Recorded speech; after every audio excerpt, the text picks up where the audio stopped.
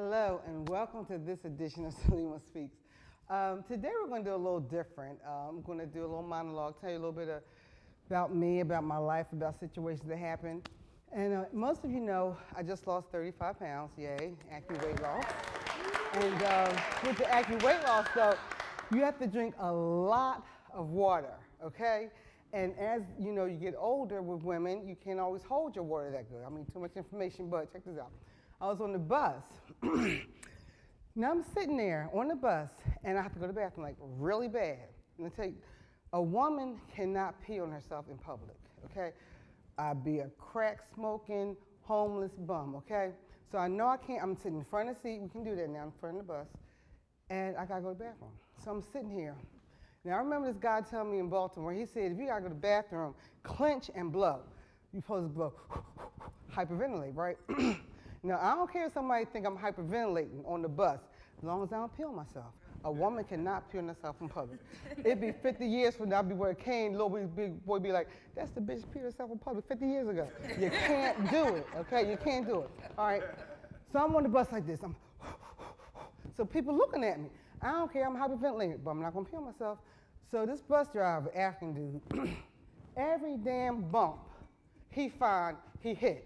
He be zooming, bump, zooming. I swear he be saying, I gotta make this bitch piece herself. I swear he knew my mind. He was reading my mind, you know? But I'm not gonna do it. I'm not gonna pee on myself in public. So I ring the bell, I got 25 more blocks to go. I ain't gonna make it. Him hitting all these bumps and stuff. I'm sitting there like this. Get off the bus. I don't give a shit. I look stupid. Oh, well, I ain't pee on myself. Okay. Get off the bus. Now I'm off the bus. I'm sitting here. What am I gonna do now? Okay, I gotta go bathroom. I'm sitting here like this. Now people begin to look at me. Little boy coming, miss, leave me alone, little boy, I'll piss on you. All right, so anyway, I'm looking for a place to go to the bathroom. Thank God for, I'm sorry, all ghetto women ain't bad, but they had a pile of trash in front of their house. Okay? I mean, pamper boxes, Remain noodle boxes, Newport cartons and stuff, but that's my haven. I'm gonna go over there and I'm going to the bathroom, I'm sorry, right? Now, how do you get across the street? The light is not turning. I'm standing here. I gotta go to the bathroom, okay? I'm looking at this pile of trash. Two things people don't mess with in the ghetto: ghosts and handicapped people. I wasn't no ghost. I had to turn handicapped. So I'm walking across the street. All right, look. They think I ain't peeing myself though, okay? So I'm going across the street. I'm blowing. They stopping traffic because I'm handicapped. All right, so I see the pile of trash. All right, I gotta get to this pile of trash. It's coming. Mill Street's coming out. I gotta get to this pile of trash. So I'm retarded. I'm going. I don't care. I'm getting this pile of trash. I ain't peeing on myself now. All right, I get to the pile of trash. Go behind the trash. I don't care. They can't see me. Do my business. You feel real good when once you get there, you can go. I'm going like a mug. Okay. What I forgot was I have on my 3/4 length suede boots. Y'all heard of Puss in Boots, right? Yes. Well, I was pissed in boots. All in my suede boots. So the next day, I ain't gonna lie, I bought me some Depends. I mean, oh well, okay? Thank you guys. We'll be back in a minute. Peace.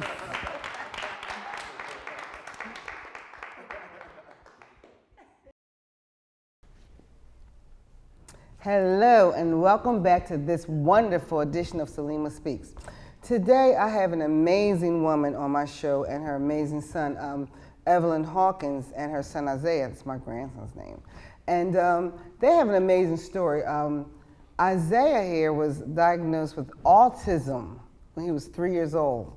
And look at him now. We're going to tell you how he got to this point. And this is his mother, Evelyn. Hello, Evelyn. And welcome to my show. Now, I understand that Isaiah was diagnosed with autism at 3 years old. Tell me how that made you feel.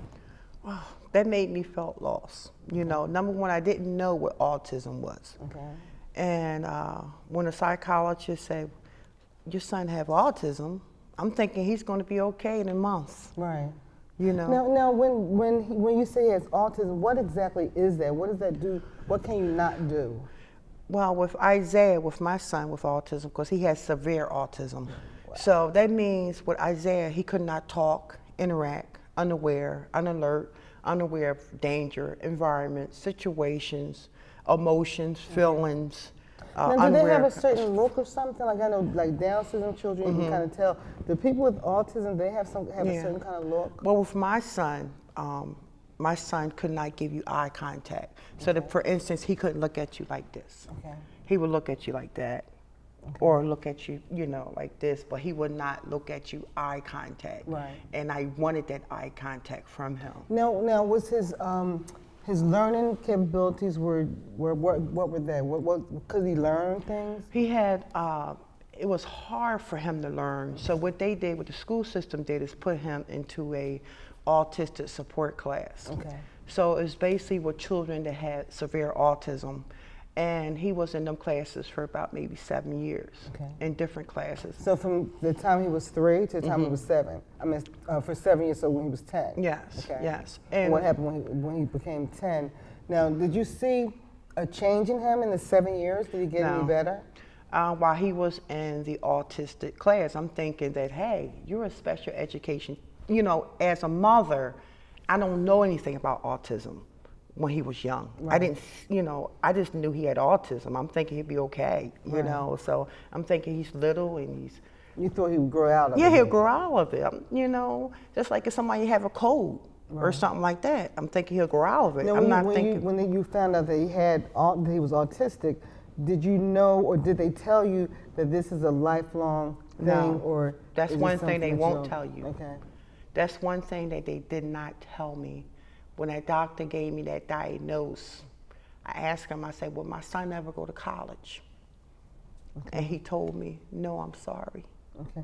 And now, what this woman did was amazing. I must share, I asked her, was it all right? Evelyn can't read or write. She's illiterate. And,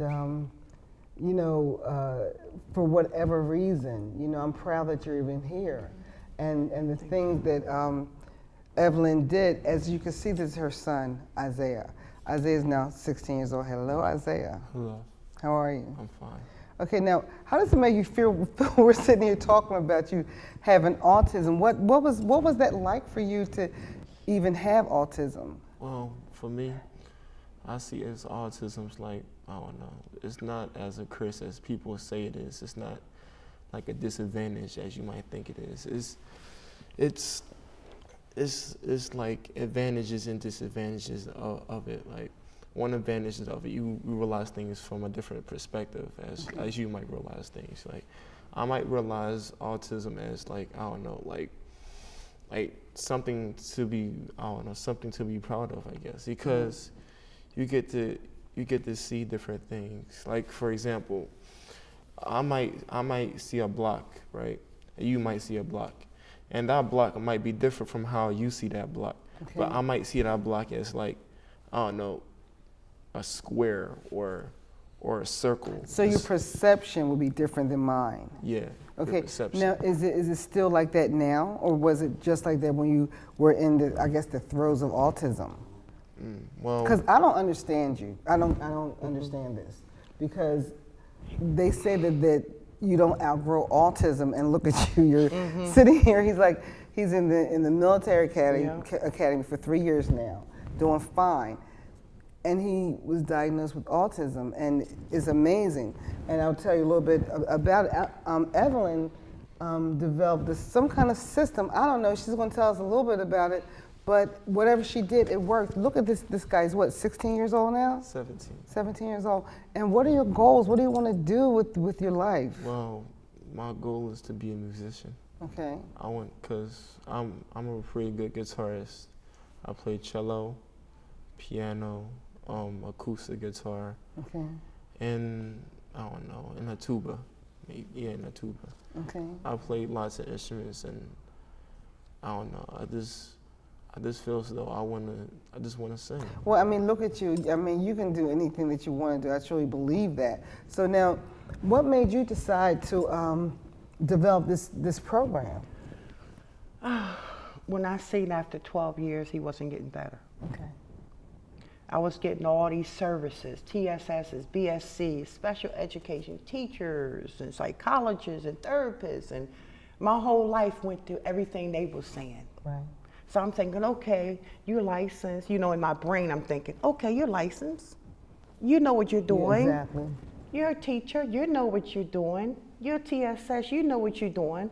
But after receiving all these different people coming to my house and different schools and stuff, I realized he's worse Wow. than what he was. Okay. Now, was he on any medication? No, he was on medicine. He just been off for now, 6 years. Because I gradually took it off slowly because the medicine was stopping his growth. Okay. But they was busy giving it to him, but I didn't, when I was hugging my son when he was a baby, his heart was beating mines. It was hitting me so hard when I was hugging him that I'm like, wait a minute, why the doctors is not telling me that this medicine can give him a heart attack? Wow. A mother should realize that. A grandmother need to realize that. When you hug your grandchild or your aunt or cousin or whoever, you got to realize that as a parent, as a grandmother. You understand? Okay. Even though the doctors say, well, look, let's take this to calm him down. But if you see that certain signs and symptoms is coming up, like he's sweating a lot, he's not eating, he's like a zombie. Right. You know, he's walking around. He can't even talk to you. You know, a parent need to see that. So now, listen. Now, going through all that and seeing your son like that, and he's not changing. So what in your mind said, maybe I can do this program and change my son's life? What made you think that you could do that? What happened? All these doctors couldn't. The last TSS that I had. Now, what's a TSS? It's a mobile therapist. It's like a TSS. It's like a behavior specialist, but it's someone that stays with a child that have a behavior problem. Okay. So, for instance, if he had a TSS in school, and he sit with him, and he's supposed to teach him and help him, but I see it wasn't being done. Right. You know, I had one at home that a TSS came for 4 hours, getting $20 an hour. He's sitting there watching TV. Wow. The other TSS came in the morning, and he's sitting there just chilling. I'm sitting there like, this boy is all over the place. I need help, you know. But well, it's almost like they came there and they were paid. Yeah, exactly. They weren't interested in what they were doing. That's right. But I love my son. Right. I don't care about them. I loved him. Now, that was my only was there child. Anybody that you could have gone to, like their supervisor or anything? You know what? When you're a poor mother and you're on welfare, as me, as a mom, I ain't talking about nobody else. As me, when you're poor and you're on welfare, it's no choices for you. Okay. For me. So you didn't feel that you just weren't. I went to everybody for help. Okay. And I got tired and I needed to work with my son. So the last time was when I had the last TSS. I never forgot it. He came to my house. And he came in from 8 o'clock in the morning to 8 at night. Wow. Okay. And I told him, I said, look, let's go downtown. I want to help my son to order ice cream. Now, he couldn't order, he couldn't talk, but I'm going to help him. You know, the TSS stayed on the phone from 8 o'clock in the morning to 8 o'clock at night. Wow. And that was it. And I told him, I want you out of my car. I'm going to report you. After that, I sold my car the next day and got rid of everything. And I said, you know what? I'm going to sit on this floor and I'm going to figure out, it said, because I've been on the newspaper too, the front cover of Philadelphia Suns. Okay. And they came and took pictures of everything. So I sat on the floor in his bedroom and I said, how in the world I'm going to get this boy to get dressed without getting a TSS or a mobile therapist or these people coming in the house? How can I get him to do it? So what I did, I got in his room and I sat on the floor, looked at the closet, I figure out the hangers, I figure out the feet, you know, okay, well, how am I gonna get him to, you know, to do this and to do that and understand summer from winter, winter from summer. You know, how can I get him to know the uniforms from this, from that? So what I did, I put a whole system together. Okay. And by me putting these systems together that was in the closet, I gave it to my son. And I'll say, for instance, I'll say, A, it's your uniform. Okay. B, then they go your other uniforms. Okay, let's go for, let's say your play clothes, because he didn't know play clothes from school. So I had to figure out how I'm gonna get him to know play clothes from, you know, school clothes. Okay, now, how old was he at this time? This time, he was about 7 years old to 12. Okay. A little longer. So that's when you decided to start working with him? Yes. Okay. But the TSS, that was the last time that I had the TSS. And then after that system, I started figuring out eye contact. You know, how can I get my baby to look at me and to look at other people? Because if he can't look at you eye to eye like this. And I just noticed that when I looked at him, because I know you told me that. And I wanted to see if he would look at me eye to eye, and he did. So I was kind of, taken back, because you said that's one sign of autism. They don't look you in his eyes, in your eyes. So let me ask you this, Isaiah. So are you still, now you were diagnosed with autism. Now, how is that status? Are you still considered autistic? Well, thank God.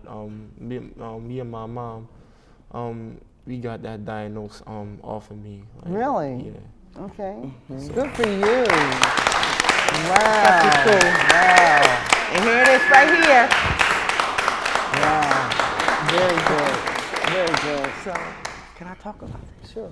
Isaiah was diagnosed for almost 16 years.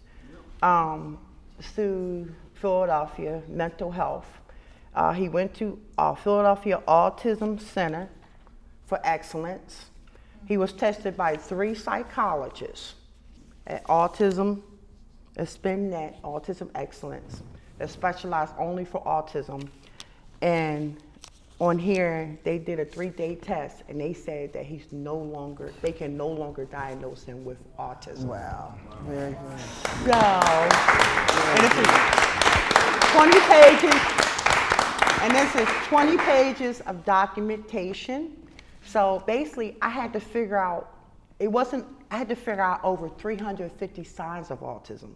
So it's not just one, it's, unaware smoke, unaware gas, electric, danger, people that's breaking your house, I had to figure out every single sign. So it's not just one.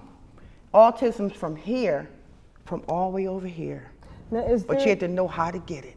Is there a certain, there are a lot of different types of autism. You're right, but autism, be honest with you, Miss, let me tell you something.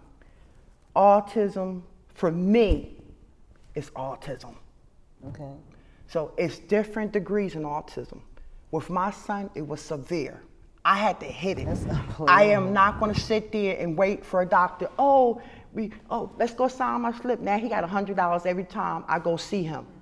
Every time I take him to the doctor to see a psychologist, they get over $100 for me signing the paper. But won't you give me some results? Tell me what to do. Tell me how I'm gonna help him. But it wasn't there. But as a poor mother, or African, I'm not gonna say that, but a poor mother, any mother, you got to know what. Well, I'll say African American, all right? For real. Let's be real. Black. I mean, you got to know how, if you love your child, your grandchild, you got to fight for their rights. And you got to stand up for them. When I went into schools, my son been in 7 schools. They didn't know when I walked in there, I was interviewing everything. So when I walked in there like a lawyer. I had all my notes, papers. I knew what you was talking about in the schools from what you was talking about outside in the recess. But they didn't know I knew. Okay, but excuse me. Honestly, I want to get to this because we only have a half an hour show. Okay. Gotta have you back to talk all that because it's very interesting. But what I was going to ask you is, now there are a lot of different types of autism. Now this worked for Isaiah, and he had a severe case. Do you think that it could work for other people, other children? This worked for my son. Okay. Now I started with him when he was little. All the way up. Right. I didn't start at 14, right, or 18, or 17. That child might be so severe, you understand? But they could some of the systems could still work. But I started with him when he was little. So why aren't you a billionaire right now? I'm not hearing. You know what? Autism is really big right now. You have this cure. Look at this child, and you're sitting here. I think the reason why is because as a poor mother, I was so happy that my son was talking, and I told someone that was very, very famous in Philadelphia, and he stole one of the methods. Wow. And he sued the state, and everybody that's under him, everybody that I know is under him. Every doctor, every psychologist, every newspaper. So everybody has a report to him. And he stole one of your things. And he stole the message, but nobody knew about it. I knew about it. I have copyrights. Now, see, and that's then the thing I see it on YouTube for $1,000. That's the thing too. You say that you have a copyright, but he put it out as his own. Yeah, correct, because I'm poor and I don't have anything. Well, all right, Hakeem is going to hook you up with prepaid legal. Honestly, and you're going to get some help with this because, and look, and don't forget about your girl, Yeah. Because this is amazing. This is really amazing. So he's hiding that you me. did that. So basically what he's doing, instead of Isaiah going to all these hospitals and all these mental health and all these agencies and all these parents and all these places, they are hiding Isaiah from the progress of what I did. Well, he ain't hiding now because he was from what I did, because the top-notch person is in charge of every hospital, therapy, doctor, everything. So basically, he's not going to mess up his money because now he got one of the messes on YouTube for $1,000, a parent. Wow. You understand? And even though it's 300 something messes, but he got one.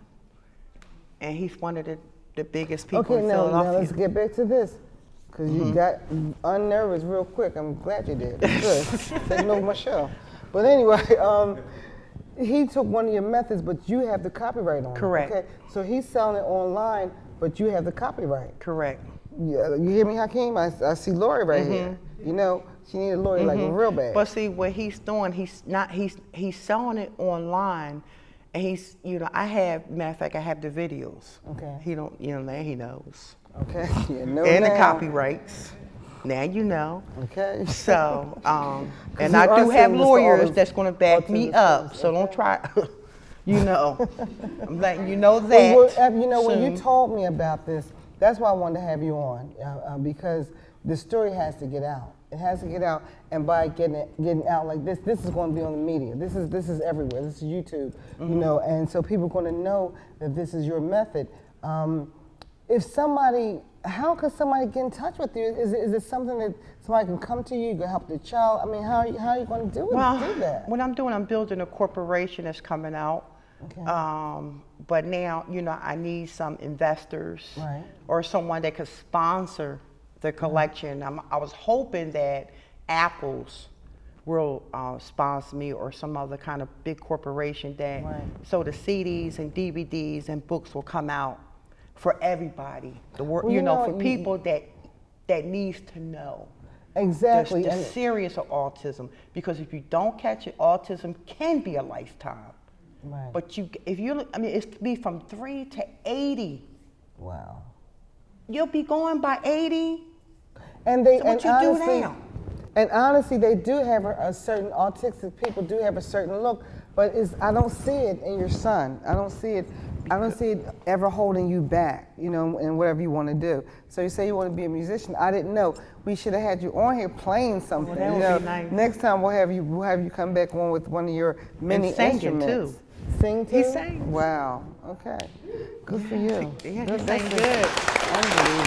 Very good. Very good. I'm really, really proud to have you on. So now, do you see yourself doing that professionally? Are you good enough to be a professional musician? I like to think so. Okay. Wow. Okay. Okay. I have some people I might could introduce to you. Introduce you to. They're in the music business. I think that'll be wonderful because they'll get a chance to work with you and tell your story. And that's amazing. So what do you think about this woman here? Wow, just amazing to go to bat for you like that, right? Yeah, absolutely. She worked with me countless times. There's no other way to tell her that I'm happy that she done this for me. Now, other children, would you ever work with other children that were like you, that were autistic? Yeah, absolutely. Sometimes I might try to work with a child that has the same diagnosis I do, because I want what's best for them. because I don't think of myself as much as most people. I think of other people a lot more than myself. Okay. And you know, and I really think that you are an inspiration, and that, because when I go for a walk in the morning, I always see this lady walking with her child, and he's autistic. And she's a young lady, she's around her 30s, and she's like, she just looks so sad. Because she don't know. Exactly. She don't know the say something truth. so bad. She don't know the truth. Exactly. Like Exactly. I didn't know. Okay. I seen a mother today that had a severe autistic child that was on the floor. Wow. And the mother was 28. But she didn't know the truth. What's really getting ready to happen. Okay. And she need to know. She need the doctors and psychologists. I don't care if it, you know, if it hurts her desperately, but they need to tell the parents the truth. That, hey, if you don't start working with this child, this can be a lifetime commitment. Right. You know, it's A or it's Z. Exactly. It's up to you, Mom. Okay. You know, we really need to honestly do something about that. Maybe some kind of way we can get people that have autistic children together, and you could speak to them. I mean, something has to be done, because look at this kid here. It's like, it's unbelievable. Mm-hmm. And you know, I thank you so much for what you're doing for your child. We need more parents like you. And how old were you when you had Isaiah? I was 29. And he's your only child? Yes. Okay. And I raised him all by myself, functioning, illiterate, Wow. homeless at times. Well, good for you. I'm really glad to hear your story. Thank you know. so much. You deserve that. For being on my show, and we're going to get you hooked up with Hakeem and Prepaid Legal. And thank you all, my studio audience, and thank you again, and thank you, Mr. Isaiah. Mm-hmm. And remember, love yourself, love others, don't get your depends, and don't forget to stretch. Thank you. Bye-bye.